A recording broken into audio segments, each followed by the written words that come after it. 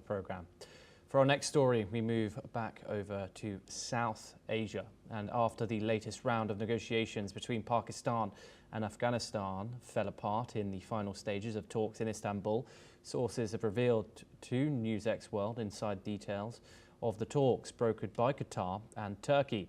According to sources close to the matter, the Pakistani delegation had agreed to the proposals made by Afghanistan before a phone call from Islamabad shortly before finalising the agreement tanked the deal.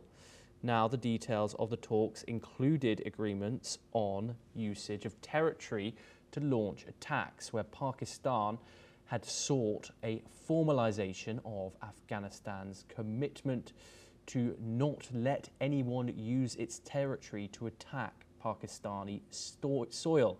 Afghanistan sought similar measures, in particular pertaining to American drone attacks. Afghanistan also sought a promise from Pakistan to cease support for ISIS-linked groups to use Pakistani territory as a launching pad for terror attacks on Afghanistan. If sources are to be believed, Pakistan had accepted this proposal and was on the verge of formalising agreements reached after 3 days of tough negotiations before this phone call from Islamabad. The mediators, which included delegations from Turkey and Qatar, were reportedly shocked by this sudden U-turn by Pakistani negotiators. Sources also remarked on the unusual behaviour of the Pakistani delegation, with the head of the delegation reportedly resorting to the use of harsh and undiplomatic language to put his points across on several occasions. They also remarked that the Pakistani delegation lost its composure several times and demanded that Afghanistan take control of, quote, all groups that carry out attacks in Pakistan, which was described as an unusual and unrealistic demand by the mediators. Reportage by local media in Afghanistan cited Taliban executives who described the Pakistani delegation as unwilling or unable to justify its positions, and that the Pakistani delegation seemed to lack both coordination and authority to negotiate any sort of deal. Okay, we're now joined by Major General Gigi Dwivedi. He's a defence analyst and he joins us live from New Delhi. Thank you very much, Major General Dwivedi, for joining us here on NewsX World. A huge development after those talks collapsed earlier in Istanbul. What more can you tell us about that breaking news that we've just got exclusively here on NewsX World, about why those talks between the Afghani delegation and the Pakistani delegation fell through? Oh, well, Thomas, firstly, always a pleasure to be on NewsX World.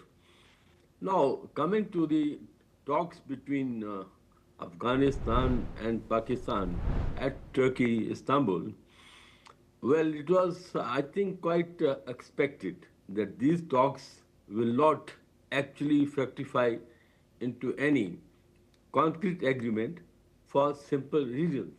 Firstly, there is a serious trust deficit between the two sides because they have no common point where they can converge. And this is because the two sides have a very fixed position and no side wants to give it. Firstly, on the Pakistan side, they constantly blame Taliban for sheltering groups like Tehreek-e-Taliban Pakistan, which have been very active of late and have taken a very heavy toll of Pakistan's security forces. On the other side, Afghanistan also has groused because Pakistan has tried to bulldoze, muscle and coerce Afghanistan. It is evident from the aerial strikes that they have undertaken since 2024 and lately earlier this month once again.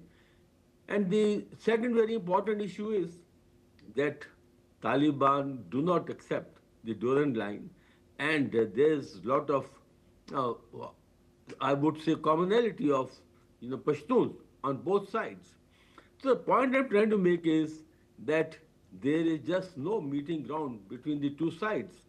While Pakistan wants Taliban to commit that there will be no hostile activity of groups like TTP across the Durand line, but Taliban has stated that they have no control over the groups and they have taken said no responsibility, and that is one sticking point. At the same time, Pakistan delegation has shown, I think, very undiplomatic way of dealing with the Afghanis delegation and General Aslam, who is, I think, heading the delegation. They have tried to impose themselves and also not, adhered to any diplomatic norms. So I don't think that this crisis is going to be resolved until three things are addressed. First is trust building, which is absolutely lacking. Secondly, Pakistan high-headed attitude toward Afghanistan, and they also, in very subtle way, are using the groups like ISIS to, you know, I would say, affect the sovereignty of Afghanistan. And thirdly, as Afghanistan doesn't have the air force, Pakistan is using the aerial power, both drones and the airstrikes against Taliban. So I think until these three issues are addressed, I don't think there's going to be any lasting peace in this region between the two countries. Thomas. Yes, and of course, what happens now in regards to what's going on the ground? Of course, there has been conflict, there has been fatalities. Does fighting continue as diplomatic trust builds behind the scenes? Well, there have been ceasefires since October 19, which are brokered at Doha by Qatar. And as far as the reports on the ground are concerned, the ceasefire is holding on between Afghanis and Pakistani army.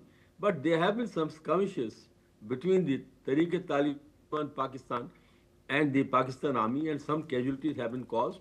But largely, the ceasefire is holding on between Afghanistan and Pakistan, but it's a very fragile pause because anytime the thing can again go out of control, and because, as I said, that because of the trust deficit and the fragility of ceasefire, there can be hostilities once again can break out, and we can see once again this area again in the grip of either I would say ceasefire being broken, or hostilities escalating, or again the kind of cross border activities can again come back. But the point is that ceasefire is very fragile, and there's no guarantee that it will hold on indefinitely. Thomas. Yes, Major General Gigi Davidi, thank you very much for discussing that with us. We will, of course, bring you all updates, both diplomatic and not, in regards to that situation.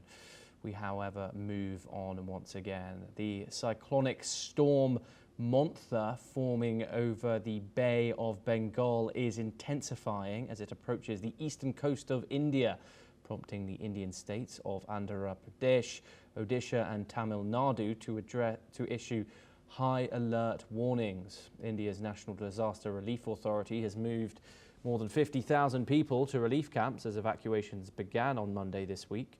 The state of Andhra Pradesh is bracing for impact, with the government expecting around 4 million people to be affected.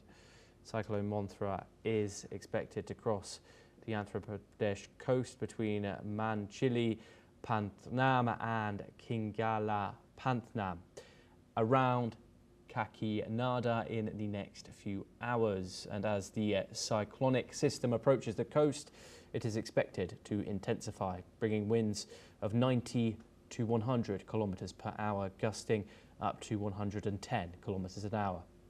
In view of the severe cyclonic storm, the Indian Railways have cancelled, diverted and rescheduled multiple passenger trains across the East Coast Railway zone. Several flights have also been cancelled. Fishermen are warned to avoid venturing into the sea in the neighbouring states as well, and South Indian states are also expected to witness heavy rainfall in the coming days. And that's all we have time for